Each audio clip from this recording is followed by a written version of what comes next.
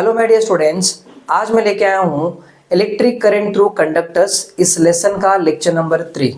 आज के लेक्चर में physical origin of Ohm's law and specific resistance, उसी को कहते हैं रेजिस्टिविटी, इन सभी टॉपिक को हम कवर करने वाले हैं।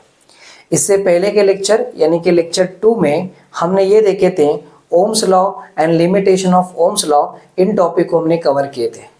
तो आज के लेक्चर में जो इससे पहले पढ़ाए गए यानी कि ओम्स लॉ और लिमिटेशन ऑफ ओम्स लॉ, उन टॉपिक को थोड़ा सा रिवीजन करके आगे के टॉपिक को हम कनेक्ट करते हैं, जिससे हमारा कॉन्सेप्ट क्रिस्टल क्लियर हो जाएगा और टॉपिक पूरी तरह से आपको समझ में आ जाएगी। तो चलो शुरू करते हैं। सबसे पहला हम ये देख लेते हैं कि ये ओम्स लॉ क्या बता रहा था। तो ओम्स लॉ बताने का सिंपल प्रोसेस है, जिसमें आपको पता है कि एक कंडक्टर होता था। कंडक्टर मतलब एक वायर है जिसमें करंट फ्लो होना चाहिए, राइट। अब ये जो कंडक्टर है इसके अंदर बहुत सारे एटम्स होंगे।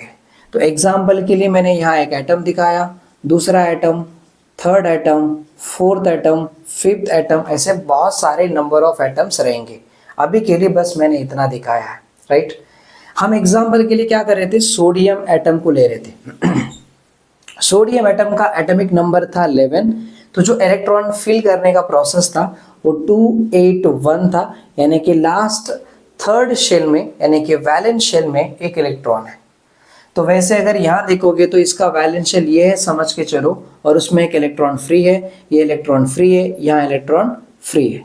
ये जो फ्री इलेक्ट्रॉन्स है ये रैंडम मोशन करते हैं, मतलब ऑल पॉसिबल डायरेक्शन में घूमते फिरते रहते हैं। तो हमने देखा था कि ये जो कंडक्टर है, इस तरह हमने कंडक्टर को ड्रॉ कर लिए। ये जो इलेक्ट्रॉन्स है इनका मोशन कैसे था, रैंडम था। कोई यहाँ जा रहा है, कोई यहाँ जा रहा है, कोई इधर जा रहा है, कोई इस तरफ जा रहा है, रैंडम मोशन कर रहे थे। तो इसके बाद हम क्या कर रहे थे, बैटरी का कनेक्शन कर रहे थे, जहाँ पर हम करंट फ्लो होते हुए देखने वाले हैं। तो बैटरी कनेक्शन करने के बाद क्या होगा, ज़रा वो भी दिखा देते हैं। देखो, अगर जैसे मैं बैटरी कनेक्शन करूँगा तो ये पॉजिटिव, ये नेगेटिव, और यहाँ लगा लेते की, और ये हमने ऐसा कनेक्शन कर दिया, ठीक है। ये पॉजिटिव, ये नेगेटिव टर्मिनल है, यहाँ की है, हम स्विच ऑन कर दिए, तब क्या होता है, अब ये नेगेटिव टर्मिनल है यानी कि नेगेटिव पोटेंशियल, पॉजिटिव टर्मिनल है तो पॉजिटिव पोटेंशियल। इलेक्ट्रॉन के पास नेगेटिव चार्ज होता है, इन दोनों के बीच में क्या होगा, रिपल्शन फोर्स होगा।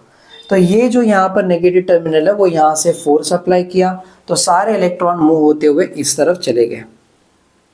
इलेक्ट्रॉन मूव होकर यहाँ पर आ रहे हैं, और ये सामने वाला कौन है, पॉजिटिव वाला, और इलेक्ट्रॉन के पास नेगेटिव चार्ज।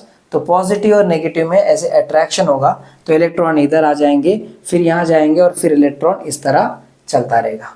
यानी कि सारे के सारे इलेक्ट्रॉन कुछ इस तरह जा रहे हैं, है ना, एक सिंगल डायरेक्शन में अभी ट्रैवल कर रहे हैं।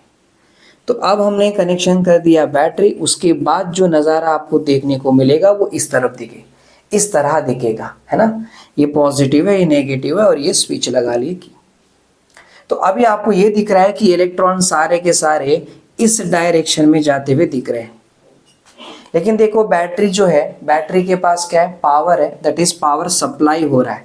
पावर मतलब वोल्टेज आ रहा है। तो ये पावर सप्लाई जो हो रहा है, जिसकी वजह से इलेक्ट्रॉन यहाँ से इधर आ रहे हैं। अब इलेक्ट्रॉन यहाँ पर आ रहे हैं, मतलब इसके अंदर इलेक्ट्रिक फील्ड क्रिएट हो गई है।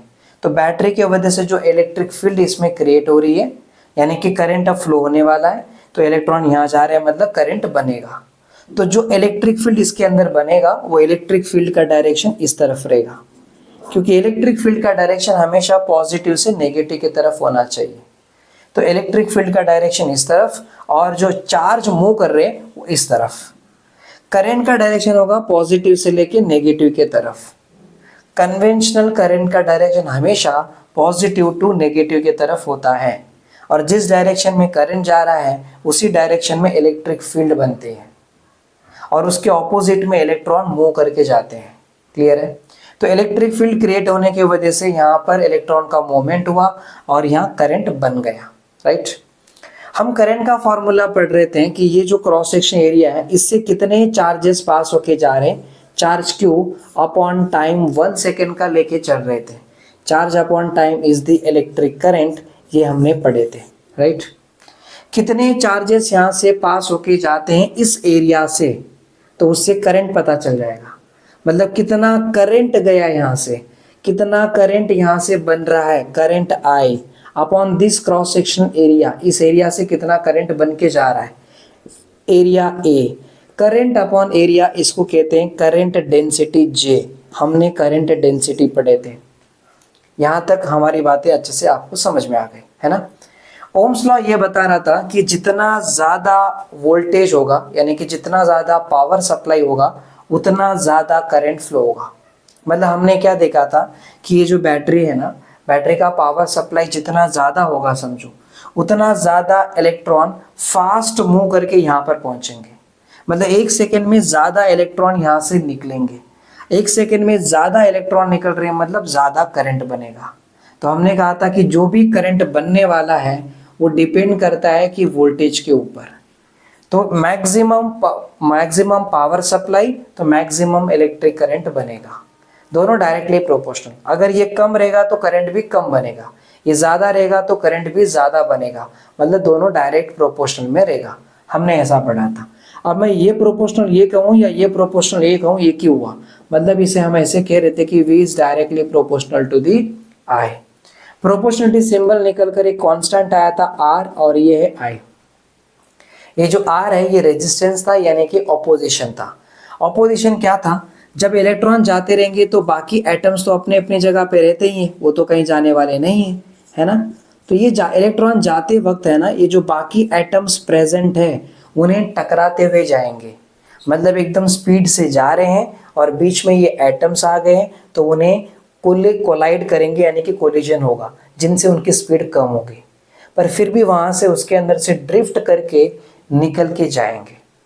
तो जिस स्पीड से वो यहाँ से यहाँ पर जाने वाले हैं उस स्पीड को बोलते हैं ड्रिफ्ट स्पीड। ये हमने आपको पहले बता दिया है, राइट। पर देखो जाते वक्त है ना एटम से टकराएंगे, उसके बाद ये अगर एरिया छोटा रहेगा तो यहाँ पर भी प्रॉब्लम आएगी, यहाँ पर भी ऑपोजिशन आएगा। तो जो भी ऑपोजिशन आ रहा है उसे रेजिस्टेंस कहते हैं। ये हमने आपको बता दिया है। ये सब बातें आपको पहले से पता है, बस हल्का सा थोड़ा सा रिवीजन करा लेता हूँ ताकि आगे के टॉपिक समझाने में मुझे आसानी हो जाए। तो यहाँ तक तो आपको समझ में आ गया। इसके बाद हमने एक बात तो समझ गया कि यहाँ वोल्टेज जितना ज़्यादा रहेगा उतना ज़्यादा करंट। वोल्टेज बढ़ रहा है मतलब करंट बढ़ेगा, वोल्टेज कम है मतलब करंट कम है।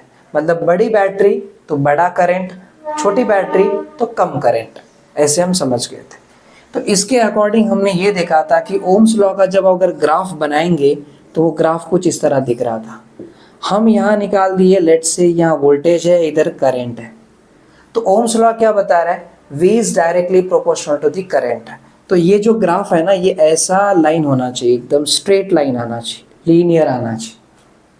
कैसे देखो, अगर करंट यहाँ तक है तो वोल्टेज इधर तक है, करंट अगर इधर तक बढ़ गया तो वोल्टेज देखो इधर तक बढ़ गया। वोल्टेज बढ़ रहा है, करंट बढ़ रहा है, करंट और बढ़ेगा, वोल्टेज और बढ़ेगा, करंट और यहाँ तक बढ़ेगा, वोल्टेज और यहाँ तक बढ़ेगा। डायरेक्ट प्रोपोर्शन ऐसा होना चाहिए, और इसे क्या बोलते हैं? आइडियल ओम्स कहते हैं। आइडियल ओम्स मतलब जो ओम्स लॉ को फॉलो करते उसका ग्राफ ऐसा बनना चाहिए, एकदम परफेक्ट ओम्स लॉ का ग्राफ ये बनेगा। लेकिन होता क्या है कि कोई भी मटेरियल 100% परफेक्ट नहीं होती है, थोड़ा बहुत तो कम होता है, मतलब 100% परफेक्ट तो नहीं रहेगी। तो जो गुड कंडक्टर्स है, जिनमें करंट फ्लो होता है, जिनमें ओम्स लॉ अप्लाई होता है, उनका ग्राफ कैसे बनता है? उनका ग्राफ कुछ इस तरह बनता है, ऐसे। मतलब सेम इसके तरह ही बनेगा पर थोड़ा सा बेंड हो जाएगा। मेरा अभी जो मेरा ग्राफ है वो भी परफेक्ट नहीं है, थोड़ा सा बेंड दिखना चाहिए, ऐसे थोड़ा सा बेंडिंग के तरफ, इस तरफ, ठीक है। ये कभी हैं गुड कंडक्टर्स, जो अच्छे कंडक्टर्स है, जिनमें अच्छा करंट फ्लो होता है, तो वो उनका ग्राफ इस तरह बनेगा। एक्चुअल कंडक्टर जो ओम्स लॉ को फॉलो करता है उसका ग्राफ इस तरह रहना चाहिए, बट प्रैक्टिकली ये पॉसिबल नहीं है, थोड़ा बहुत तो कम रहेगा ही रहेगा। तो एक 99% पकड़ के चलो, जो गुड कंडक्टर है उनका ग्राफ ये बनेगा, और ये ओम्स लॉ को फॉलो कर रहे हैं, राइट। तो हमने ये भी कहा था कि जो डिवाइस, जो मटेरियल जिसमें करंट फ्लो होते वक्त ओम्स लॉ को फॉलो करते हैं, मतलब जितना बड़ी वोल्टेज दोगे उतना ज़्यादा करंट फ्लो होगा, समझा। अब जैसे मान के चलो कि हमने एग्जांपल के लिए इधर ले लेते हैं कॉपर ले लिया समझो, या फिर हम ले लेते हैं एल्यूमिनियम। अब इसमें कैसे होते हैं कि इसमें आप जितना ज़्यादा वोल्टेज दोगे ना उतना ज़्यादा करंट फ्लो होगा, जितना कम वोल्टेज उतना कम करंट। मतलब ये ओम्स लॉ को फॉलो कर रहे हैं। तो ये जो मटेरियल है इनको बोलते हैं ओमिक मटेरियल या फिर लीनियर मटेरियल। अगर कोई डिवाइस है जिनमें ओम्स लॉ फॉलो होता है तो उसे क्या कहते हैं, लीनियर डिवाइस, लीनियर डिवाइसेस, या फिर उसे कहते हैं ओमिक डिवाइसेस, राइट, ऐसे कहते हैं। ये हमने देखा था, राइट। देखो जिसमें क्या होना चाहिए, ओम्स लॉ को फॉलो करना चाहिए। जो ओम्स लॉ को फॉलो करते हैं उनका ग्राफ ऐसे बनेगा। लेकिन कुछ ऐसे मटेरियल हैं, कुछ ऐसे डिवाइसेस हैं जिनमें ओम्स लॉ फॉलो नहीं होता, वो ओम्स लॉ को ओबे नहीं करते। अब ओम्स लॉ को ओबे नहीं करते, उनके एग्जाम्पल ले सकता हूँ यहाँ पर। हमने इससे पहले के लेक्चर में भी देखे थे कि लिक्विड इलेक्ट्रोलाइट जो होते हैं इनके अंदर ओम्स लॉ फॉलो नहीं होता। या दूसरा एग्जाम्पल ले सकते हो आप, वैक्यूम ट्यूब्स, इनके अंदर ओम्स लॉ अप्लाई नहीं होता। जैसे दूसरा एग्जाम्पल ले लेते हैं थर्मिस्टर्स, इनके अंदर भी ओम्स लॉ अप्लाई नहीं होता। या फिर जंक्शन डायोड, इन सब के अंदर ओम्स लॉ अप्लाई नहीं होता। अगर उनका ग्राफ निकाल के देखोगे जिनमें ओम्स लॉ अप्लाई नहीं होता है तो उनका ग्राफ कैसे देख रहे थे। लेट्स से यहाँ पर हम इधर ले लेते हैं, इधर मैंने ले लिया वोल्टेज और यहाँ ले लिया करंट। तो उनका जो ग्राफ है उनका ग्राफ कुछ इस तरह आ रहा था। मतलब ग्राफ इनके तरह एकदम लीनियर में नहीं आ रहा है। देखो यहाँ करंट बढ़ रहा है तो वोल्टेज बढ़ रहा है, करंट और बढ़ गया तो वोल्टेज भी और बढ़ गया, ऐसे होना चाहिए था। पर उसमें ऐसा नहीं होता, उधर ऊपर नीचे हो जाता है। कभी करंट ज़्यादा बढ़ जाता है, वोल्टेज कम ही रहता है। कभी वोल्टेज ज़्यादा रहता है, कम करंट कम रहता है। तो यहाँ पर कैसा होता है कि एकदम ज़्यादा नहीं बढ़ता, कभी कभी वोल्टेज वैसा का वैसा रहता है लेकिन करंट बहुत बढ़ जाती है। तो ऐसे डिवाइसेस जिनमें ओम्स लॉ फॉलो नहीं होता है उन डिवाइसेस को बोलते हैं नॉन लीनियर डिवाइसेस कहते हैं, नॉन लीनियर डिवाइसेस, या फिर उसे बोलते हैं कि नॉन ओमिक डिवाइसेस। इतनी बातें तो हम ऑलरेडी पहले के लेक्चर में देख चुके थे। अब बस आपको अच्छे से समझ में आ गया है तो इसके आगे के जो टॉपिक है वो आपके लिए और भी आसानी हो जाएगी। यहाँ तक तो आपको समझा, राइट। अब आपको याद ये रखना है कि V is equal to R I जो है वो याद रखना है, ठीक है। दूसरा यहाँ पर देखो current density is equal to I upon A, ये आपको पता रहना चाहिए। इतनी बात तो हमको यहाँ पर समझ आ चुका है। हम इससे पहले के लेक्चर यानी कि ऑलमोस्ट लेक्चर 1 में भी हमने देखा था कि जो इधर का ये जो डेंसिटी का फॉर्मूला है, करंट डेंसिटी का फॉर्मूला, इसका फॉर्मूला हमने देखा था NE इंटू VD करके देखा था। ये जो N वाला टर्म्स है ना, ये नंबर ऑफ फ्री इलेक्ट्रॉन्स पर क्यूबिक मीटर मतलब एक क्यूबिक मीटर वॉल्यूम में कितने फ्री इलेक्ट्रॉन्स है वो स्मॉल n बता रहा था। और ये जो E है ये इलेक्ट्रॉन का इलेक्ट्रॉनिक चार्ज बताता है। और VD तो मैंने आपको पहले बताया ड्रिफ्ट वेलोसिटी यानी कि ड्रिफ्ट स्पीड। जो ये इलेक्ट्रॉन एटम के बीच में से घुस के ड्रिफ्ट करके जा रहा है तो पहले स्पीड कभी ज़्यादा रहेगा कभी कम रहेगा, बट अंत में जाके एक थोड़ा कांस्टेंट स्पीड से ही जाता रहेगा। तो जिस स्पीड से अंदर से ड्रिफ्ट करके जा रहा है उस स्पीड को बोलते हैं ड्रिफ्ट स्पीड, और ड्रिफ्ट स्पीड यहाँ पर आ रहा है इधर। तो आपको ये वाली बातें याद रखनी है, बस इतना समझ के रखना है। अब मैं आगे टॉपिक कंटिन्यू करता हूँ। हमारा physical origin of Ohm's law जो है उसको समझेंगे, लेकिन उससे पहले हम क्या करेंगे, स्पेसिफिक रेजिस्टेंस यानी कि रेजिस्टिविटी को समझ लेते हैं। तो चलो मैं इसको एक काम करता हूँ, निकाल लेता हूँ, यहाँ से इसको हटा देते हैं।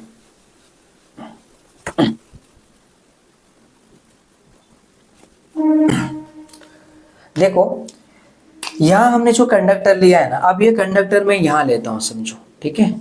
इधर हमने कंडक्टर ले लिया है। अब जरा देखो ये इलेक्ट्रॉन्स क्या कर रहे हैं, ऐसे यहाँ जा रहे हैं और बीच में तो बहुत सारे एटम्स रहेंगे, वो तो रहते ही है। तो ये इलेक्ट्रॉन्स यहाँ निकल के जा रहे हैं इस तरफ, यहाँ भी इलेक्ट्रॉन, यहाँ भी एटम्स है, इधर भी एटम्स है, इलेक्ट्रॉन जा रहे हैं। अब जरा सोचो अगर ये वायर का लेंथ बहुत लंबा रहेगा यानी कि लेंथ ज़्यादा रहेगा, लेंथ अगर बड़ा रहेगा तो करंट कब फ्लो होगा, जितने इलेक्ट्रॉन्स इस एरिया से बाहर निकलेंगे उतना ज़्यादा करंट फ्लो होगा, है कि नहीं। तो ये एरिया से बाहर निकलने के लिए इन इलेक्ट्रॉन्स को यहाँ से चलते हुए जाना पड़ेगा या दौड़ते हुए यहाँ पर जाना पड़ेगा। और जब ज़्यादा स्पीड से दौड़ के जाएंगे तो 1 सेकेंड में ज़्यादा इलेक्ट्रॉन बाहर निकलेंगे, है कि नहीं, तभी तो ज़्यादा करंट बनेगा। अब ज़रा सोचो कि इलेक्ट्रॉन यहाँ से यहाँ पर जा रहे हैं और बीच में बहुत सारे एटम्स है, उन्हें वो टकरा रहे हैं। तो अगर कंडक्टर का लेंथ बहुत बड़ी है, कंडक्टर का लेंथ बहुत बड़ी है, तो ऐसे में इलेक्ट्रॉन को यहाँ से लेके यहाँ तक ट्रैवल करना पड़ेगा, लंबी दूर तक ट्रैवल करनी पड़ेगी। मतलब लंबी दूर तक ट्रैवल करेगा तो बीच में बहुत सारे एटम से टकराते टकराते टकराते जाएगा, यानी कि ज़्यादा ऑपोजिशन होगा, ज़्यादा रुकावटें आएगी। तो जितनी बड़ी लेंथ होगी वायर का उतना ज़्यादा रुकावटें आएगी। और रुकावटें मतलब क्या? ऑपोजिशन। ऑपोजिशन मतलब रेजिस्टेंस। तो resistance is directly proportional to the length of the conductor. ठीक है, अब देखो यहां से यहां पर जा रहे हैं। अब सोचो ये जो कंडक्टर है, इस कंडक्टर का जो एरिया है वो एरिया हमने छोटा कर दिया। ठीक है, अब जरा सोचो एरिया छोटा है तो यहां से इलेक्ट्रॉन निकल के गए, इधर यहां पहुंच रहे, लेकिन ये इलेक्ट्रॉन देखो, ये एरिया छोटा होने के वजह से यहां से जो इलेक्ट्रॉन बाहर निकलेंगे 1 सेकेंड में, वो इलेक्ट्रॉन के नंबर्स कम हो जाएंगे, क्योंकि 1 सेकेंड में जितना ज्यादा इलेक्ट्रॉन निकलेगा उतना ज्यादा करंट होता है। तो ऐसे में यहाँ का एरिया छोटा है, एरिया छोटा रहेगा तो इलेक्ट्रॉन को बाहर निकलने में ज्यादा रुकावटें आ जाएगी, मतलब ज्यादा ऑपोजिशन होगा। तो छोटा एरिया तो ज्यादा ऑपोजिशन, और अगर एरिया बड़ा होता तो कम ऑपोजिशन, कोई रुकावटें नहीं आएगी, फटाफट निकल जाएंगे, है ना। एरिया बड़ा तो रुकावटें कम, यानी कि ऑपोजिशन कम, और एरिया छोटा तो ऑपोजिशन ज्यादा। ऑपोजिशन मतलब क्या? रेजिस्टेंस। तो एक बात देखो, एरिया अगर बड़ा रहेगा तो रेजिस्टेंस कम हो जाएगा, और एरिया छोटा है तो रेजिस्टेंस बढ़ जाएगा, है ना। यानी कि दोनों इनवर्सली प्रोपोर्शनल है, तो resistance is inversely proportional to the area. अब प्रोपोर्शनलिटी देखो, पहले आर लिख लेता हूं, दोनों जगह पे प्रोपोर्शनलिटी सिंबल है, ये एल अपॉन ए, सॉरी यहाँ एल है और ये क्या बाजू में 1 अपॉन ए है, मतलब नीचे आएगा तो एल अपॉन ए हो जाएगा, तो डायरेक्ट लिखता हूं एल अपॉन ए। प्रोपोर्शनलिटी सिंबल निकाल कर एक कांस्टेंट पुट करनी होती है, मैंने कांस्टेंट के तौर पे ये सिंबल पुट किया जिसे कहते हैं रो। क्या कहते हैं? रो। इस सिंबल का नाम है रो, और ये हो गया एल अपॉन ए। ये जो यहाँ पर आपको दिख रहा है ये कांस्टेंट ऑफ प्रोपोर्शनलिटी, इसे कहते हैं स्पेसिफिक रेजिस्टेंस। स्पेसिफिक रेजिस्टेंस कहते हैं। स्पेसिफिक रेजिस्टेंस कहूं या रेजिस्टिविटी कहूं, एक ही मतलब हुआ। इसी का दूसरा नाम क्या है? रेजिस्टिविटी। रेजिस्टिविटी, ठीक है। So this is the resistivity, ये समझ में आ गया। अब रेजिस्टिविटी मुझे यहां पर निकालना है, तो resistivity is equal to cross multiply करेंगे, आर ए अपॉन एल हो जाएगा। ठीक है, अब अगर रेजिस्टिविटी का यूनिट देखना है हमें, क्या देखना है? यूनिट। तो कैसे देखेंगे? देखो, रो इज इक्वल टू, ये है रेजिस्टेंस, इसका यूनिट था ओम, और एरिया है तो यूनिट होगा मीटर स्क्वायर, और नीचे लेंथ है तो यूनिट होगा मीटर। तो मीटर और मीटर स्क्वायर में 1 मीटर गया, तो ये रेजिस्टिविटी का यूनिट क्या आ रहा है? ओम मीटर। तो याद रखना, स्पेसिफिक रेजिस्टेंस या रेजिस्टिविटी, इसका यूनिट है ओम मीटर। क्लियर हो गई? ये वाली बातें याद हो गई। अब ये जो फॉर्मूला है, जरा मैं इसको यहाँ पर दोबारा लिखता हूँ, कुछ बातें और पढ़ानी है। Rho is equal to R A upon L है ना। लेकिन आपको पहले से पता है, मैंने इससे पहले समझाते वक्त बताया था कि V is equal to I R आ रहा था ओम्स लॉ से, है ना। तो हमें पता है कि ओम्स लॉ से हमने पढ़े V is equal to I R. तो देखो यहां से अगर आपको R चाहिए तो क्या लिखोगे? V अपॉन आई, ये नीचे आ जाएगा। तो रो इज इक्वल टू आर के जगह पे क्या लिखोगे आप? V upon I. तो इसके जगह पे लिख दिया V अपॉन आई, और बाजू में क्या है? A upon L. तो ये ऐसे लिख दिया, A अपॉन एल यहीं पर है और V अपॉन आई मैंने यहां लिख के रखा है। यहां तक तो कोई दिक्कत नहीं है। रो इज इक्वल टू, देखो ये L को नीचे भेजता हूं, यानी कि V के नीचे L को भेज दिया, और जो ये ए के नीचे है ना, हमने आई को भेज दिया, दिस इज आई। अब ये जो वोल्ट पर जो लेंथ है, इसे बोलते हैं इलेक्ट्रिक फील्ड कहते हैं। जब आप इलेक्ट्रोस्टैटिक चैप्टर पढ़ोगे ना, तभी आपको समझ में आ जाएगा। बस अभी इतना याद रखना कि जो इलेक्ट्रिक फील्ड है और जो वोल्टेज है, इन दोनों में जो रिलेशन है वो ये है कि E is equal to V upon L होता है। अब वहां पर जाके जो आप डिस्टेंस पढ़ोगे वो एल के जगह पे डी से दिखा सकते हैं या किसी आर से दिखाएंगे, बट इतना याद रखो कि वोल्टेज पर लेंथ जो होता है वो इलेक्ट्रिक फील्ड होता है, और ये आप इलेक्ट्रोस्टैटिक में पढ़ोगे। अब इसके लिए मैंने स्पेशली फिर से नया डेरिवेशन करके यहाँ बताऊंगा, तो सब जिगजैग हो जाएगा, तो कंफ्यूजन मत होना। सिर्फ अभी इतना याद रखना कि v अपॉन एल के जगह पे आप क्या लिखोगे, E लिखोगे, ठीक है। तो यहाँ देखो rho is equal to V upon L के जगह पे E लिख दिया हमने। अब जरा ध्यान से देखना, I अपॉन ए क्या है, J, इसे कहते हैं करंट डेंसिटी। और ये जितने भी टर्म मैं यहाँ दिखा रहा हूँ, ये जो टर्म है, ये टर्म अभी कुछ नया नहीं है, इससे पहले के लेक्चर्स में सब है। तो एक बार अगर आप उन लेक्चर को देख लोगे तो आपको ये समझ में और भी इजीली आ जाएगा, ठीक है। एनीहो, J इज इक्वल टू क्या, यहाँ पर I अपॉन ए है। तो आप क्या करेंगे, जरा इसको उल्टा करके देखते हैं। कुछ नहीं, मतलब 1 होगा ना, इसका उल्टा किया तो क्या होगा, 1 upon J is equal to A upon I आ जाएगा, ए अपॉन आई। तो जरा ध्यान से देखिए, इधर ए अपॉन आई के जगह पे हम 1 अपॉन जे लिख सकते हैं ना, लिख सकते हैं कि नहीं। तो हम क्या करेंगे, यहाँ पर 1 अपॉन जे लिख लिया। तो अभी फाइनली आपको यहाँ से क्या दिख रहा है कि अगर यहाँ पर ई चाहिए, समझो ई, तो इसको इधर मल्टीप्लाई करो, रो इंटू क्या हो जाएगा, जे हो जाएगा। तो याद रखना इलेक्ट्रिक फील्ड इंटेंसिटी, अब ये वर्ड सुना नहीं होगा तो कोई बात नहीं, इलेक्ट्रोस्टैटिक में आता है। फिलहाल इलेक्ट्रिक फील्ड का फॉर्मूला याद रखो। इलेक्ट्रिक फील्ड का जो फॉर्मूला है rho into J, J is the current density and rho is the specific resistance. मैंने पहले बता दिया, रो कौन है, स्पेसिफिक रेजिस्टेंस या रेजिस्टिविटी। क्लियर है। जो हमारे टेक्स्ट बुक में ना, उसमें कुछ डिटेल में नहीं दिया है, ये कहाँ से आया, किधर से आया, कुछ पता नहीं, डायरेक्ट दे दिया है। अभी आप याद रखना, मतलब आपको भी याद ये रखना है कि J इज इक्वल टू, हमने ये देखा है, J is equal to N E V D, ये देखा। और हमने और क्या देख रहे हैं वहां से, E इज इक्वल टू हम ये देख रहे हैं रो और J, ये देखा। इतनी बातें जो हमने देखा वो हमने बता दिया। क्लियर हो गई तुम्हारी बात। तो यहाँ का कॉन्सेप्ट क्लियर है। चलो अब आगे बढ़ते हैं और यहाँ पर देखते हैं कि physical origin of Ohm's law को समझते हैं, काफ़ी डिटेल में देखते हैं। पहले मैं इसको निकाल लेता हूँ तो आपका कन्फ्यूजन दूर हो जाएगी।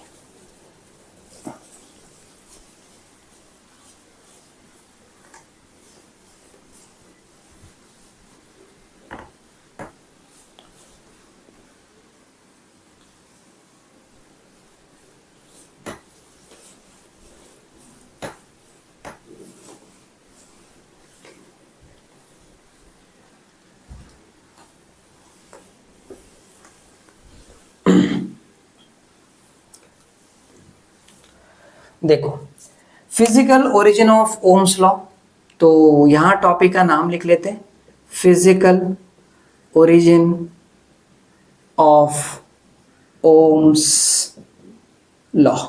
ठीक है। देखो, अभी जो भी डायग्राम निकालने जा रहा हूँ वो डायग्राम के बारे में आप पहले ही जानते हो, पर आपको अभी कॉन्सेप्ट समझ नहीं है ना। तो हमने क्या किया, यहाँ से लिखते हैं ताकि आपको जगह बन सके और मैं अच्छे से पढ़ा सकूँ। तो एक काम करता हूँ, शुरुआत यहाँ से कर लेते हैं। ये अपने पास कंडक्टर है। अब जब भी मैं कंडक्टर बोल रहा हूँ तो आप समझ जाओ कि मैं वायर की बात कर रहा हूँ, जिस वायर में करंट फ्लो होता है। देखो, इसमें क्या हो रहा था, इलेक्ट्रॉन, सारे इलेक्ट्रॉन पहले रैंडम मोशन कर रहे थे, उसके बाद बैटरी कनेक्शन कर दिया तो इलेक्ट्रॉन यहाँ जा रहे थे, जिस स्पीड से जा रहे थे उसे कहते हैं ड्रिफ्ट स्पीड। ये सारी बातें आपको पहले से पता है। तो अब इलेक्ट्रॉन यहाँ जा रहा है, ये देखिए, इलेक्ट्रॉन जितने भी है वो यहाँ से इस तरफ जा रहे हैं। क्लियर। अब आपको पता है कि इसके अंदर बहुत सारे क्या रहते हैं, एटम्स भी रहते हैं। ये एटम्स के तो ये फ्री इलेक्ट्रॉन्स है ना, और बाकी तो एटम्स अपने जगह पे रहेंगे। अब आप ये भी जानते हो कि इलेक्ट्रॉन्स निकलने के बाद क्या कहते हैं, एटम्स को आयंस कह देते हैं, है ना। खैर चलिए, अभी आप इतना समझ रहे हो कि इलेक्ट्रॉन यहाँ जा रहे हैं क्योंकि हमने बैटरी कनेक्शन किया। नहीं तो आप बोलोगे सर आप बैटरी कनेक्शन नहीं किए, इलेक्ट्रॉन कैसे जा रहे हैं। तो हम कनेक्शन कर दिया, इधर देखिए, पॉजिटिव नेगेटिव। ठीक है। अब यहाँ पर देखो, स्विच लगा लेते हैं, इलेक्ट्रॉन यहाँ जा रहे हैं। अब आप ये देखोगे इलेक्ट्रॉन यहाँ जा रहे हैं, मतलब करंट का डायरेक्शन इस तरह दिखाया जाता है, राइट। इलेक्ट्रॉन जा रहे हैं तो इनके ऊपर फोर्स आया होगा। फोर्स कब आता है? जब इसके अंदर इलेक्ट्रिक फील्ड क्रिएट हो जाती है तो इलेक्ट्रॉन के ऊपर फोर्स आता है, और उस फोर्स की वजह से इलेक्ट्रॉन यहां से लेके इधर जा रहे हैं। इलेक्ट्रिक फील्ड जो होती है वो इस तरफ काम करती है ना, पॉजिटिव से नेगेटिव की तरफ इलेक्ट्रिक फील्ड बनती है। तो अभी इन इलेक्ट्रॉन के ऊपर जो फोर्स आया है जिसके वजह से ये आगे जा रहे हैं, वो फोर्स का फॉर्मूला है फोर्स इज इक्वल टू जो भी इलेक्ट्रॉन है उसका इलेक्ट्रॉनिक चार्ज E, और वहां पर कितने इलेक्ट्रिक फील्ड बना है वो इलेक्ट्रिक फील्ड E वेक्टर। देखो ये इलेक्ट्रॉन इधर से इधर क्यों जा रहे हैं? उन पे कुछ फोर्स आया होगा तभी तो जा रहे हैं। तो जो फोर्स एग्जर्ट हुआ है इलेक्ट्रॉन के ऊपर, वो फोर्स का फॉर्मूला ये। कैसे? इसका मतलब क्या समझोगे? जो भी इलेक्ट्रॉन के ऊपर फोर्स आया है उसका इलेक्ट्रॉनिक चार्ज E, और उस जिस फील्ड में वो जा रहा है उस फील्ड में इलेक्ट्रिक फील्ड कितनी है? Electric field E vector. अगर मैं इसको इन मैग्नीट्यूड में लेता हूं, मैग्नीट्यूड मतलब डायरेक्शन नहीं ले रहा हूं, तो क्या लिखूंगा? F is equal to E लिख दूंगा। ये जो E क्या है? इलेक्ट्रॉनिक चार्ज है जो 1.6 इंटू 10⁻⁻19 कूलम होता है। इलेक्ट्रॉन करेगा तो माइनस रहता है, लेकिन हमें तो अभी मैग्नीट्यूड चाहिए, खाली वैल्यू से मतलब है, तो मैं ये वैल्यू लूंगा, है ना। अब देखो ये है फोर्स, क्लियर हो गए। यहां से इधर जा रहे हैं मतलब कुछ स्पीड से जा रहे हैं, कुछ वेलोसिटी से जा रहे हैं, और वो वेलोसिटी क्या था? अपना ड्रिफ्ट वेलोसिटी। देखो जब डायरेक्शन मेंशन करके बात करेंगे तो वेलोसिटी बोलेंगे, विदाउट डायरेक्शन बोलेंगे, खाली वैल्यू से मतलब रखेंगे तो स्पीड बोल देंगे। तो ये है वेलोसिटी, ड्रिफ्ट वेलोसिटी या ड्रिफ्ट स्पीड है, ठीक है, यहां जा रहा है। अब देखो उसके पास स्पीड है, कुछ एक्सेलरेशन होगा। अब जिसके पास स्पीड होता है उसी के पास तो एक्सेलरेशन होगा, है कि नहीं? तो यहां तक आपको समझ में आ गया होगा। अब जरा देखो यहां से इधर जा रहा है तो कुछ एक्सेलरेशन कर रहा होगा, क्योंकि उसके पास वेलोसिटी है तो एक्सेलरेशन रहेगा ही रहेगा, क्योंकि हमने एक्सेलरेशन का फॉर्मूला क्या पढ़ते हैं? वेलोसिटी अपॉन टाइम पढ़ते हैं, है कि नहीं? तो वेलोसिटी है तो एक्सेलरेशन भी रहेगा। तो हमने आपको पढ़ाया था कि Newton second law of motion से, Newton's second law of motion, second law of motion, इसमें हमने क्या पढ़े थे? हम ये पढ़े थे कि फोर्स हमारी माँ है, यानी कि force is equal to mass into acceleration. अब ये मास किसका रहेगा? इलेक्ट्रॉन का रहेगा। इलेक्ट्रॉन का मास कितना होता है? That is mass of the electron 9.11 into 10⁻31 kg। अगर ग्राम में चाहिए तो क्या होगा? 10⁻28 ग्राम हो जाएगा, है ना, इस तरफ रहेगा। ये नहीं हो तो इलेक्ट्रॉन जा रहे हैं तो इलेक्ट्रॉन के पास मास है, इलेक्ट्रॉन के ऊपर फोर्स आया है और कुछ एक्सेलरेशन से जा रहे हैं, है कि नहीं? तो ये फॉर्मूला पहले से आपको स्टार्टिंग से पता है, आप तो 9th स्टैंडर्ड से पढ़ते आ रहे हो, आप 10th में भी पढ़े हो, है कि नहीं? फॉर्मूला है। अब मैं क्या कर रहा हूँ कि यहाँ से A निकालना चाहता हूँ, तो A इज इक्वल टू क्या होगा? F अपॉन M हो जाएगा। इसको नीचे भेज दिया। A इज इक्वल टू ये जो F है, F का आंसर ये है small e into capital E upon mass M, ठीक है, ये हो गया एक्सेलरेशन। अब हम अच्छे से जानते हैं कि एक्सेलरेशन का फॉर्मूला क्या बताता है? Velocity upon time. तो इधर से इधर तक जाते वक्त कुछ तो टाइम लगा होगा।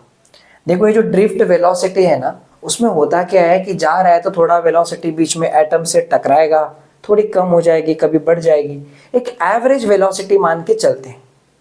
और यहाँ से यहाँ पर पहुंचने के लिए एक एवरेज टाइम कुछ तो लगेगा। जो भी एवरेज टाइम लगेगा, let average time period, time जो है उसको हम क्या मान के चल रहे हैं? ये मान के टी से रिप्रेजेंट कर रहे हैं। अब टेक्स्ट बुक में है ना टी को ऐसे लिखा है, तो हम ऐसे दिखा रहे हैं, हालांकि आप टी को ऐसे दिखाते हैं ना, तो अभी वो ऐसे दिखा है टी, तो ये एवरेज टाइम है। अब देखो एक्सेलरेशन का फॉर्मूला जनरली ये होता है कि वेलोसिटी अपॉन क्या होता है? टाइम होता है ना। पर यहाँ पर कौन सी वेलोसिटी से जा रहा है? यहाँ जो वेलोसिटी से जा रहा है वो ड्रिफ्ट वेलोसिटी है, और जो टाइम लग रहा है वो टाइम ये वाला टी है, एवरेज टाइम। तो यहाँ पर हमने ले लिया एवरेज टाइम। मुझे यहाँ पर ये ड्रिफ्ट वेलोसिटी चाहिए, तो V D is equal to cross multiply किया ए और टी, है ना, इससे मल्टीप्लाई किया। Now V D is equal to ये जो ए है, ए का आंसर आ रहा है small E into capital E upon M, और ये वाला जो है टाइम पीरियड टी, मतलब एवरेज टाइम टी, ये हो गया। ये क्या है? ड्रिफ्ट वेलोसिटी हो गई। यहां तक बातें एकदम क्लियर है, कोई दिक्कत नहीं है ना? यहां तक आपको समझ में आ गया। देखो ये है टाइम पीरियड, तो मैंने यहां पर टी से इसको दिखा दिया। पक्का समझा है ना? समझ में आ गया। देखो अब हम क्या करते हैं, हमारा फॉर्मूला है कि यहाँ देखो J इज इक्वल टू, हमने ऑलरेडी पढ़े थे, क्या पढ़े थे? N E into V D पढ़े थे। तो हम यहाँ लिखेंगे N E into V D, ये लिख लिए। तो देखो यहाँ J इज इक्वल टू, ये हमें पता है, तो वी नो दैट ये एन ई अपने जगह पे रख देते हैं। ये जो वी डी है, वी डी के जगह पे ये लिख सकते हो आप, है ना? वी डी के जगह पे क्या आ जाएगा? ये देखो एक काम करते हैं, मैं यहीं से वी डी निकाल लेता हूँ। वी डी चाहिए तो एक काम करता हूँ, J अपॉन एन ई ले लेता हूँ इधर से, क्योंकि वी डी डायरेक्ट मिल जाएगा हमें। V D is equal to J, अच्छा कोई बात नहीं, देखो दोनों से कंपेयर कर लो, यहां से फॉर्मूला बन जाएगा। अब चलो इसको इक्वेशन नंबर कुछ कर लेते 1 और इसको इक्वेशन नंबर कर लेते 2। अब इक्वेशन 1 और 2 का दोनों का लेफ्ट हैंड साइड सेम है, तो राइट हैंड साइड आप इक्वल कर सकते हो। तो हम क्या बोलेंगे कि भाई साहब जो अपना फ्रॉम 1 है एंड 2 है, उससे हम बोल सकते हैं कि लेफ्ट हैंड साइड अगर इक्वल है तो राइट हैंड साइड भी क्या करेंगे? इक्वल कर देंगे। तो इक्वल करेंगे मतलब J upon N E is equal to small E capital E into average time upon mass of the electron. अब मुझे ये E निकालना है, तो E इज इक्वल टू क्या हो जाएगा? इसको हम यहाँ मल्टीप्लाई करेंगे तो M आ जाएगा, और ये जो J है वो बाजू में ही रहेगा, और ये NE नीचे रह जाएगा, ये नीचे आके मल्टीप्लाई होगा। क्या है यहाँ पर? Small E into E, sorry small E into T, है ना? तो इसको फाइनली क्या करेंगे? देखो E is equal to M upon ये N है, और ये E इंटू ई क्या हो जाएगा? E स्क्वायर, और बाजू में क्या है? टाइम पीरियड, और ये हो गया J। मैंने इसको ऐसे लिख दिया, कुछ नहीं किया। देखो ये M चला गया यहाँ पर, तो एम जे अपॉन एन ही रहेगा, और ये E नीचे आ जाएगा और T नीचे आ जाएगा, वो दोनों नीचे आ गए। ठीक है, यहाँ पर बराबर दिख रहा है ना, ऐसे ऐसे, समझा क्या? तो फॉर्मूला क्या बन रहा है? E is equal to M upon N E into E square, और बाजू में T है, और लास्ट ब्रैकेट में क्या? ये J को हमने साइड कर दिया। यहां इसको इक्वेशन नंबर कुछ कर लेते हैं, इक्वेशन नंबर 3 करके। सिंस वी नो दैट, हमें अच्छे से पता है कि E का एक फॉर्मूला देखा है हमने रिसेंटली, क्या पढ़े थे? रो J। तो ये है रो J। अब क्योंकि मैंने सब पहले से निकाल के रख लिया है, ताकि आपको पहले से कॉन्सेप्ट क्लियर हो जाए, और जैसे आप डेरिवेशन देखने जा रहे हो तो सब आपको टक टक टक टक याद आ जाए, है ना? इसलिए हमने बना लिया। तो ये यहां तक हो गया। इसको इक्वेशन नंबर क्या कर लेते? 4। ए देखो देखो क्या मिला, E और E दोनों क्या है? लेफ्ट हैंड साइड वाला सेम है, तो राइट हैंड साइड वाले को आप इक्वल कर सकते हो। लेकिन इससे पहले भी मैं आपको बता दूं, अगर इन दोनों को कंपेयर करोगे, समझो बाय कंपेयरिंग, इधर लिख दो क्या यहाँ पर? बाय कंपेयरिंग विथ, तो इसको इक्वेशन देने की भी जरूरत नहीं पड़ेगी, डायरेक्ट कंपेयर ही कर लो ना। कंपेयर करोगे तो देखो ई ई मैच हो गया, जे जे मैच हो गया, मतलब रो इज इक्वल टू ये आना चाहिए, है ना? आपको याद है हम 10th स्टैंडर्ड में इक्वेशन करते थे, जैसे हमारे पास इक्वेशन होता था ax square plus B X plus C is equal to 0 है, तो यहाँ पर होगा 2x square plus 4x plus 3 is equal to 0 है। तो हम कंपेयर करते थे, a इज इक्वल टू क्या आता था? 2, b इज इक्वल टू आता है 4, c इज इक्वल टू आता है 3, है ना? ऐसे कंपेयर करते थे। एक्स स्क्वायर मैच हो गया, एक्स एक्स मैच हो गया, तो कांस्टेंट टर्म आ गया, है ना? तो वैसे ही आपको क्या करना है? यहाँ पर कंपेयर करना है। कंपेयर करने से क्या मिलेगा? Rho is equal to M upon N E square T, ये मिल रहा है, और ये है specific resistance in the conductor. समझा? इससे एक बात नोटिस करो, ये मास ऑफ द इलेक्ट्रॉन है, जो कि इसका वैल्यू फिक्स है, तुम और मैं बदल नहीं सकते उसको, वो है तो वो है, बस फिक्स रहेगा, यानी कि मास कांस्टेंट है। अब अगर मान के चलो कि आपने कोई मटेरियल लेके रखे हो, जैसे कॉपर लेके रखा या कोई एल्यूमिनियम लेके रखा है, आपने कॉपर लिया है या एल्यूमिनियम लिया है, चलो कॉपर लिया है समझो, तो कॉपर के जो नंबर ऑफ इलेक्ट्रॉन्स होते हैं पर क्यूबिक मीटर का, उसका फिक्स रहेगा पहले से, यानी कि n जो है वो भी क्या रहेगा, फिक्स रहेगा। अब उस मटेरियल पे डिपेंड करता है कि वो कौन सा मटेरियल है, तो उसका जितने भी इलेक्ट्रॉन्स होंगे पर क्यूबिक मीटर में वो इलेक्ट्रॉन के नंबर फिक्स रहेंगे, उसे तुम और मैं डिसाइड नहीं कर सकते, यानी कि n कांस्टेंट है ना। अब दूसरा देखो, ये इलेक्ट्रॉनिक चार्ज ये भी कांस्टेंट है, इसकी वैल्यू तो फिक्स है ना, 10⁻⁻19 कूलम करके। अब दूसरा बचा क्या यहाँ पर, ये टाइम, एवरेज टाइम। हर वायर का एक फिक्स होगा कि वो कितना टाइम लेगा इलेक्ट्रॉन को यहां से यहां पर पहुंचाने में, है ना, उसका एवरेज टाइम पहले से फिक्स हो जाएगा। हर मटेरियल पे डिपेंड करता है ना कितनी रुकावटें आने वाली है, कॉपर में कुछ रुकावटें आएगी, एल्यूमिनियम में कुछ रुकावटें आएंगी, मतलब जो भी बीच में टाइम लगेगा उसको यहां से यहां पर पहुंचने में, किसको, इलेक्ट्रॉन को यहां से यहां पर पहुंचने में जो भी टाइम लगेगा वो टाइम फिक्स रहेंगे। तो यहां पर ये टाइम भी फिक्स है, यानी कि ये पूरे टर्म जितने भी हमने देखा, यानी कि सारे के सारे जो यहां पर फैक्टर्स आपको दिख रहे हैं, ये सब के सब क्या है, कांस्टेंट है, मतलब फिक्स्ड वैल्यूज वाले हैं। इसका मतलब ये जो रो है वो क्या रहेगा, इलेक्ट्रिक फील्ड पे डिपेंड नहीं करेगा। यानी कि अगर आप किसी कंडक्टर के यहां पर वोल्टेज अप्लाई कर देते हो, यानी कि बैटरी लगा देते हो, समझो एक वायर आपने ले लिया, ये है वायर, और इस वायर में यहां पर क्या किया, बैटरी कनेक्शन कर दिए, और ये इलेक्ट्रॉन क्या करेंगे, इस तरफ जा रहे है कि नहीं, इस तरह जा रहा है।